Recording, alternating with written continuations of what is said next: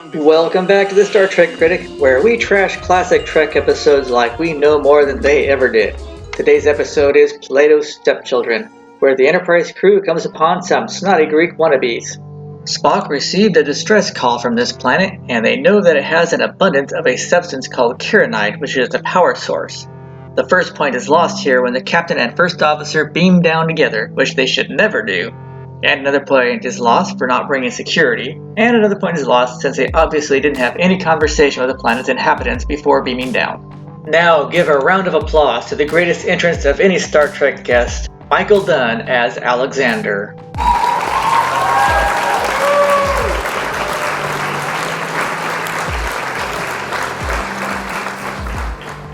Their native son Sandra went Nova, and they came here, but sometime along the way they stopped off at ancient Earth when the Greeks were big.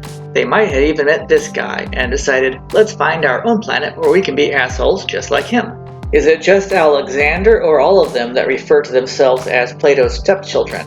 B'Elanna says, come this way, just like Igor does. Walk this way. This way. Harmon says he scratched his leg. Kirk and Spock don't know what a scratch is. Like in the future, they won't know what a cold is. Have you got a cold? A cold what? The scratch has gotten a massive infection due to these people just laying around like 38 sacks of potatoes. They should have all died by now, so they must have lured doctors in for the kill regularly over the last 2,000 years. That's why B'Elanna silences Alexander. Look closely, you can barely see the string. Even McCoy looks at it, so -1 point. These people are very cerebral, an example of what the original Trek would have been like. Eventually they'll become like these people. Do these two guys look familiar to you at all? The next point is lost for a captain's log talking down to the audience like we forgot everything that happened during the commercial break. You'd think that after thousands of years of contemplating, they could have come up with their own game. They may be the most stagnant group of people the Enterprise has ever come upon. And why does Alexander have to move chess pieces when they both can move them with their mind? That's just rude. A big issue for them is they have to wait here until McCoy can single out this strain of bacteria in the lab. B'Elanna almost spills the beans on her age. It turns out that their planet was part of a eugenics program, and now these long-aged stuffy people are the result, sitting around thinking all day. If there are only 38 of them, and after 2,500 years there are still only 38, either the eugenics made them sterile, or they just think about sex and don't even have sex either. Screw that, we're leaving and finding another planet to have fun on. Yes!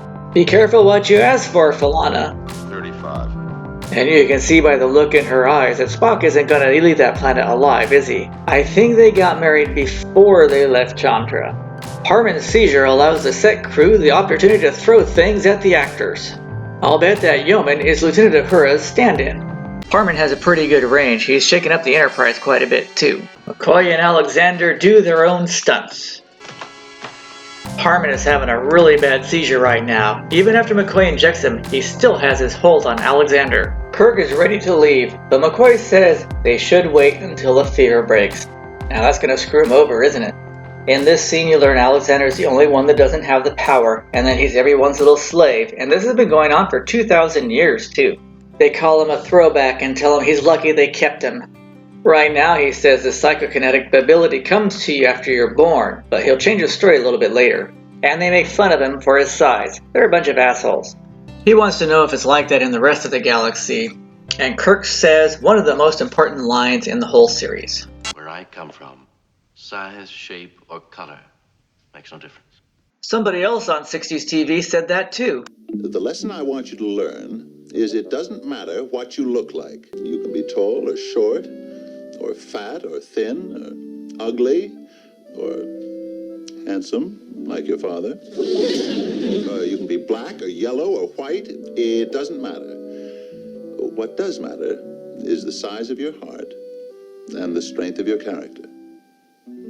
So shout out to the 60s TV shows promoting equality during the civil rights movement. This is one of the few times Spock says he doesn't like it somewhere.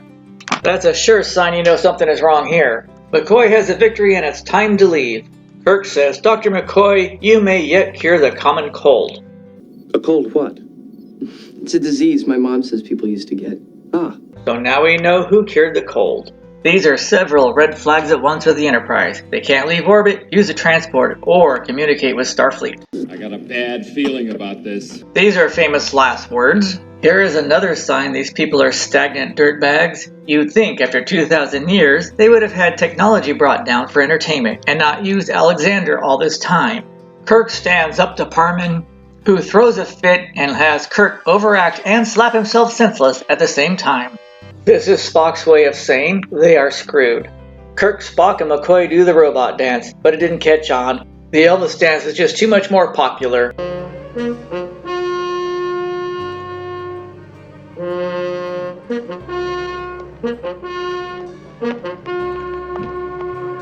Philana refers to them as gentle spacemen. Not only are they holding them prisoner, they are bribing them with gifts they stole from ancient Earth.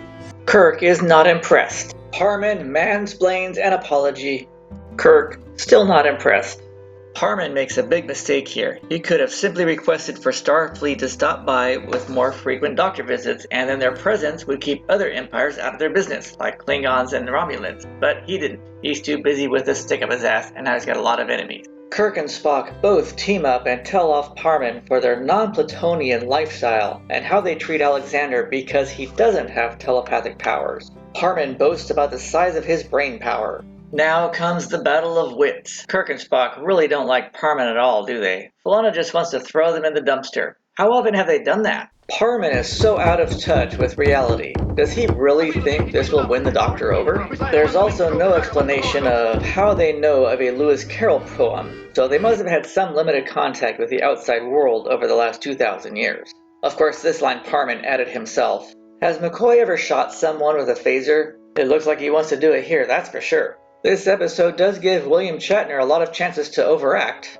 And Philana is enjoying this way too much, isn't she? The next point is lost for an obvious flamenco double for Spock. Even the boots are different. Spock and Alexander share a few laughs. They laugh together, now they cry together. This torture scene goes on for quite some time. It's a big chunk of the show. Of course, Parman blames McCoy for everything that's happening, just like the philosophical woke liberal he is. Spock is pissed. This is one of the few times where we see Spock really upset, and it's McCoy who tries to comfort him. Control. McCoy decides he will stay, but Kirk is convinced Parman will just take out the Enterprise. Is Parman in control of the Enterprise right now, or is it one of the other philosophers helping him out? It's probably her. She's a monster. And she's Trelane's mom, too. I've always wondered if he was going to say, "You're a doctor, you have the means to poison him."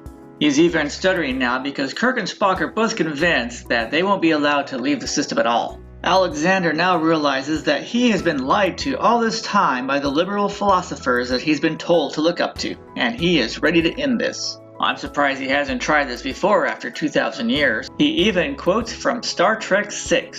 Let them die. This turns out to be the first time anyone has thought about Alexander's well-being. This is where Alexander says the Plutonians got this power 6 months after arriving on the planet, which doesn't match what he said earlier that you're just born with the power, so -1 point for the plot hole. Spock concludes there's something in the food. McCoy reads Alexander's blood to look for the magic substance that gives you the power. I think I saw something like this in a movie once. It turns out the magic substance is kyanide, and Alexander's pituitary gland can't break it down. If this is filmed today, he probably would have said little person instead.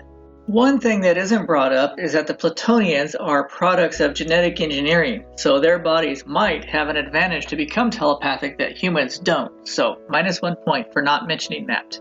Another point is lost for McCoy creating a kyanide boost too fast. He was able to do it in 2 minutes. They shoot up and say it could take a while to take effect. Alexander refuses since he doesn't want to be like the Plutonians, he just wants to leave the planet. Shout out to Alexander for making a great speech. I want to move around for myself. If I'm going to laugh or cry, I want to do it for myself. How come down Lieutenant Uhura and Nurse Chapel? Was a transporter operator forced to beam them down, or did Parman work the controls himself? We will never know. So Kirk, Spock, and McCoy weren't sufficiently entertaining. This would have proved to be a real big problem if they can beam down any woman that they want, but that issue wasn't covered in the show. Kirk and Spock are thinking, "Oh, you two look so pretty, but we're screwed." Kirk asks Spock if he feels any effect on the Kieranide shot. Spock says he experienced a slight flush, but Kirk says, "No, Spock, that's because you saw Nurse Chapel." This is what they're trying to do.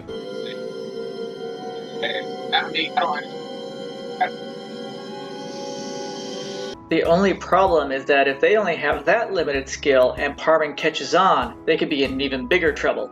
In many ways, this group of people is more dangerous to the Enterprise crew than this group of people. Were these Star Trek's first transgendered characters? Parman gives his great speech, but seriously, they have been vegetating for these 2,500 years. The next point is lost since there is at least a 200-year mismatch in their timeline, and both her and Parman were over 100 years old when they got married, supposedly before they left the planet Sandara. And I'm not convinced they went all those years without any visitors at all. Look at Gilligan's Island, they had visitors all the time.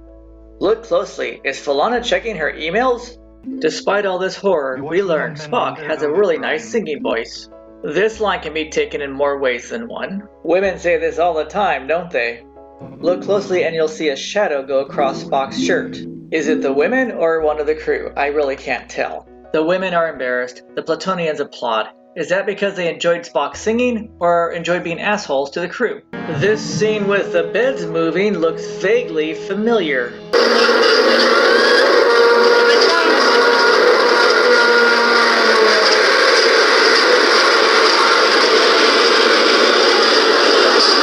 Statler and Waldorf just don't know when to shut up, do they? Even while under mind control, Kirk likes to pose. Nurse Chapel is thinking, great, I'll never get to bang him now. Plus, this is a 1960s TV show, and all we'll be able to do is kiss. If this is Star Trek Discovery, Spock would be pon-farring the shit out of me right now. But obviously the Platonians know about broadcast standards and won't let us go that far. They really know how to torture me after all. These guys are just assholes, aren't they? And here comes one of the most memorable and historic scenes in Trek history, Kirk and Uhura kissing. This goes down in history as the first broadcast interracial kiss, although there are a few earlier ones that didn't go noticed, and their lips actually barely touch. But shout out to Star Trek for breaking this on-screen taboo.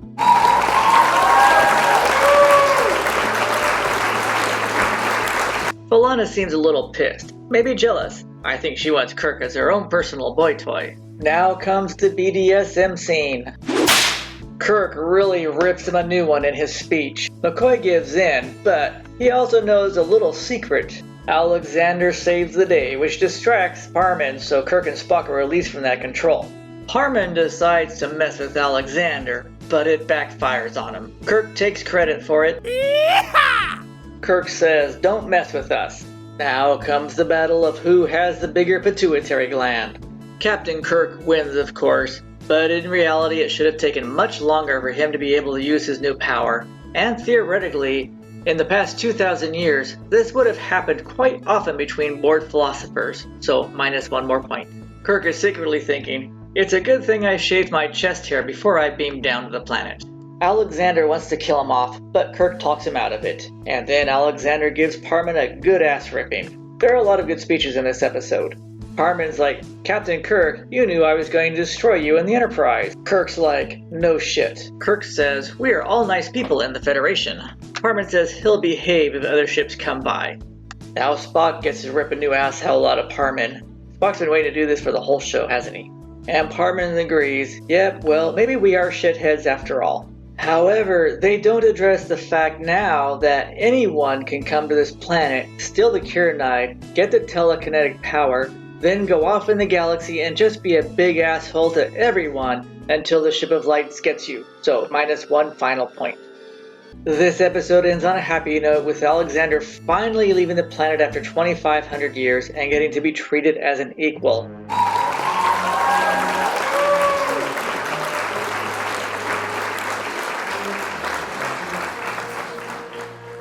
So, who were Plato's stepchildren? Ted Scott played Heraclitus. He was also in several episodes of Hawaii Five-0. Derek Partridge played Dionyd. He was born in London and has traveled to 75 countries. He is a skilled skeet shooter. He saw Shatner again on T.J. Hooker and is the voice of Brom Titus on Star Wars Rebels. Liam Sullivan played Parman and was related to the founder of the Eli Bridge Company that builds these. He has 125 screen credits to his name, including The Twilight Zone, Tom Corbett Space Cadet, Lost in Space, and even Logan's Run, even though he was over 30 at the time. Barbara Babcock was born in Fort Riley, Kansas, was one of People magazine's 50 Most Beautiful People in 1994, and has 100 screen credits to her name, including The Munsters, Space Cowboys, Logan's Run, and a long run on Dr. Quinn Medicine Woman. She's been on Star Trek 6 times, and we will hear her voice again in just a few weeks. And Michael Dunn was born in Oklahoma and never let being 3'11" stand in his way. In high school, he was on the student council and a cheerleading coach. Even had a job as a hotel detective at one time. He has 35 screen credits to his name, including Get Smart, Voyage to the Bottom of the Sea, and the evil Dr. Loveless in the Wild Wild West. When I was 5 years old and watched him on that show, he was so scary it gave me nightmares. Unfortunately, a congenital ailment known as chondrodystrophy caused him to leave us at the age of 38. He is missed by all. Plato's Stepchildren, probably home to the most vile people the Enterprise crew has ever met, who constantly pushed back with equality, which violates any current CRT indoctrination, gets a whopping score of 88%. Yes! Thanks for viewing. Before you go, be sure to check out my other videos and playlists, and click that like button, the share button, and that subscribe button, and I will see you again soon.